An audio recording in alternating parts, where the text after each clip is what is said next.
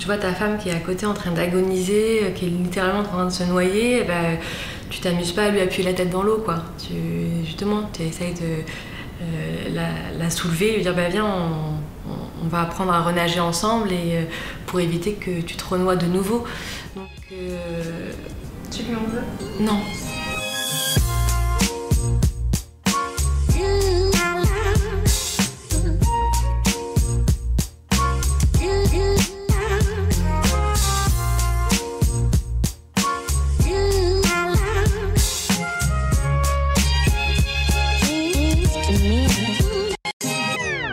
Quand t'as que toi à t'occuper et que t'as que toi à penser, ta vie est beaucoup plus simple.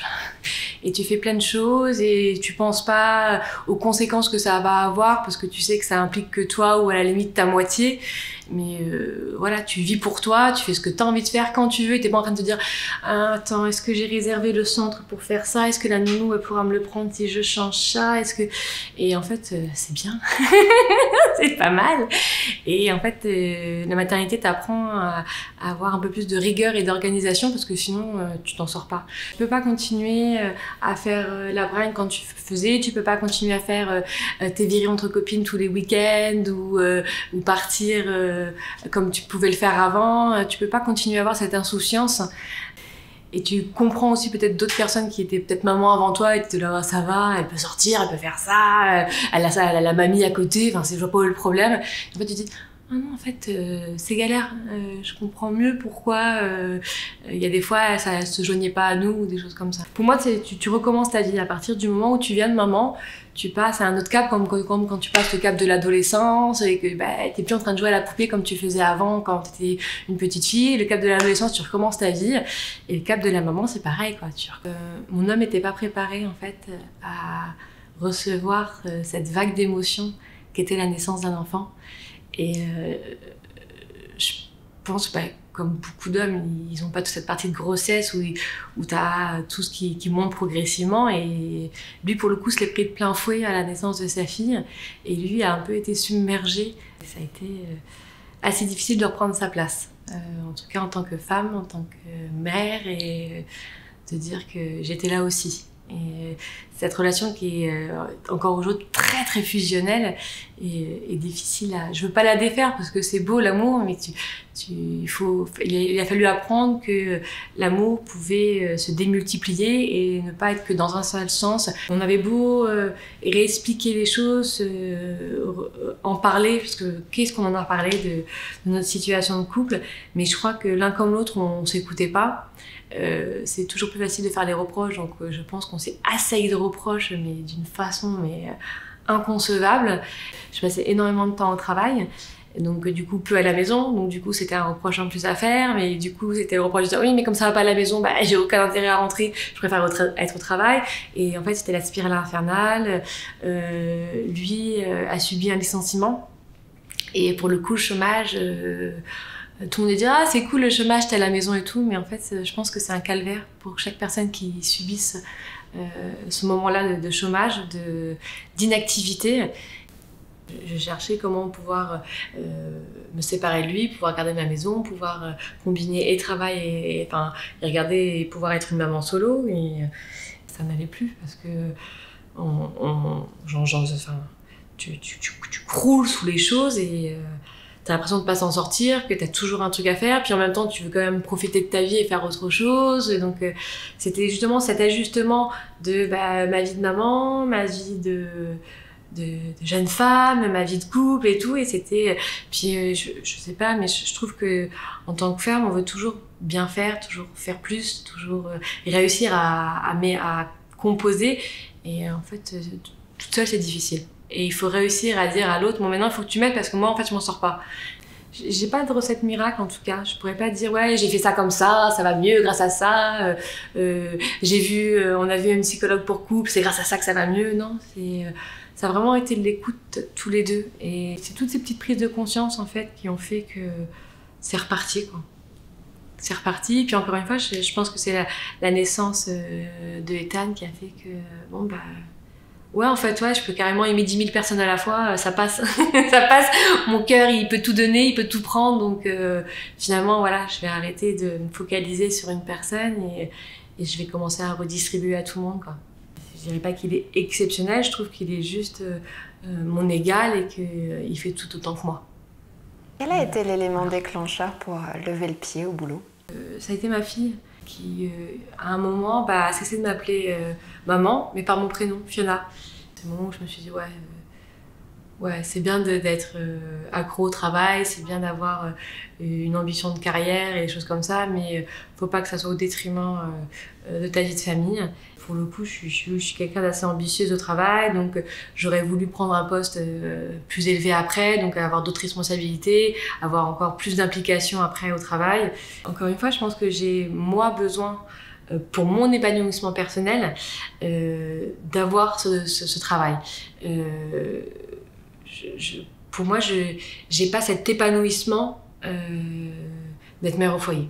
C'est pas quelque chose que je peux concevoir. J'adore mes enfants, j'adore faire des choses avec eux, mais H24, non, c'est pas quelque chose que j'aurais pu du tout concevoir. J'ai besoin d'avoir justement ces échanges que tu peux avoir au travail avec d'autres collègues, et justement ça te permet quand même de créer soit un cercle d'amis ou un cercle justement de personnes avec qui tu peux échanger. Je pense pas que ça fasse moi une mauvaise mère d'être au travail et de pas passer tout mon temps avec mes enfants.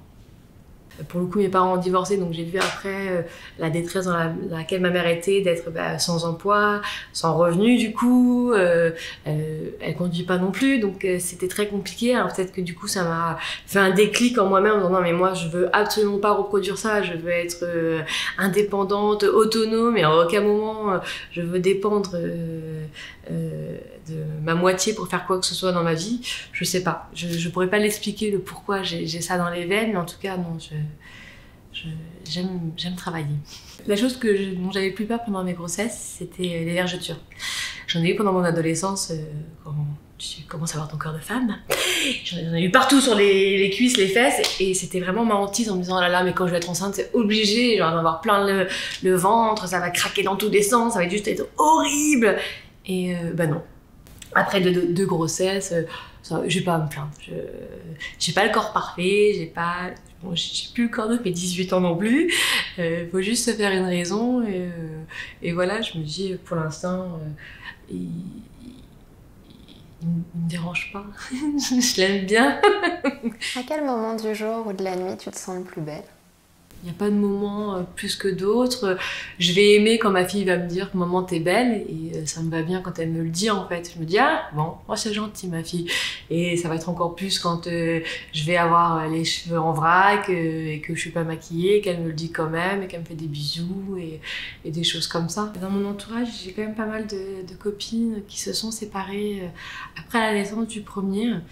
Et il y a encore quelques temps, j'aurais peut-être pu faire partie de ces personnes-là et je pense qu'en fait je l'aurais regretté. C'est vraiment quelque chose qui moi, au moment où justement on parlait de séparation, me dérangeait quand même de me dire bah voilà, t'as quand même mis au monde un enfant qui n'a pas forcément demandé à être là et de fuir à la première difficulté et de claquer la porte à la première difficulté, je trouve ça un peu dommage. Et surtout les parents qui vont se séparer dans les premiers mois de l'enfant, qui sont il faut le dire, hein, c'est les pires, c'est les plus compliqués, c'est les plus durs, et c'est le moment où justement il faut faire front et traverser la crise à deux, parce que c'est en effet c'est le moment opportun où tu as facilement envie de dire mais j'y arriverai pas, il faut qu'on se sépare, c'est horrible. Ça casse pas mal de choses dans la vie d'un enfant, le divorce. Qu'il soit à 2 ans, 5 ans, 12 ans ou 18 ans, ça laisse des traces et il faut en prendre conscience et y réfléchir mûrement. À un moment ou à un autre, si on a fait l'enfant, si on s'aimait suffisamment fort pour se dire on va créer une famille, faut peut-être garder en mémoire l'amour qu'on avait à ce moment-là et se dire bah ouais, il va revenir, c'est juste là, il y a plein de chamboulements dans tous les sens, il faut juste attendre que la tempête passe un peu. Je trouve que c'est vachement générationnel maintenant, dès qu'il y a quelque chose qui me plaît plus, c'est comme un mouchoir, je jette et je passe à autre chose. Et et tu peux pas faire ça quand ça implique la vie d'un enfant. Il n'y a pas de raison qu'à l'époque, nos parents arrivaient à faire face à tout ça et utilisaient moins le divorce que nous aujourd'hui, comme on peut l'utiliser, quoi. Je trouve qu'on utilise trop le mot séparation, divorce rapidement et qu'on n'essaye pas suffisamment de faire face au problème. C'est « oh, ça me saoule de trop, c'est bon, je passe à autre chose ». Je dis pas qu'il faut imposer non plus des parents qui se mettent sur la gueule tous les jours, mais il faut aussi prendre le temps de bien analyser toutes les choses et bien être sûr qu'on a fait le tour de la question dans tous les sens avant de prendre cette décision qui est lourde de conséquences, hein, que ce soit dans le positif ou dans le négatif, hein, mais ouais, il faut vraiment prendre son temps et pas la prendre à la légère, je pense. Qu'est-ce que tu aimerais que tes enfants pensent de toi quand ils auront ton âge? J'aimerais qu'ils se rendent qu'ils aient de la fierté pour leur maman, parce que je trouve que c'est un sentiment qui est agréable quand on est enfant et quand on regarde ses parents dire ouais, je suis fière de mes parents quand même. Et ça, c'est quelque chose que j'aimerais leur inspirer en tout cas plus tard, d'avoir de la fierté pour quand ils regardent aussi bien leur père que leur mère, qu'ils disent ouais, je suis fière de mes parents, de ce qu'ils ont fait pour nous, de la façon dont ils se sont battus, ce qu'ils nous ont apporté, les valeurs qu'on leur a inculquées. Ouais. C'est quelque chose que j'apprécierais beaucoup.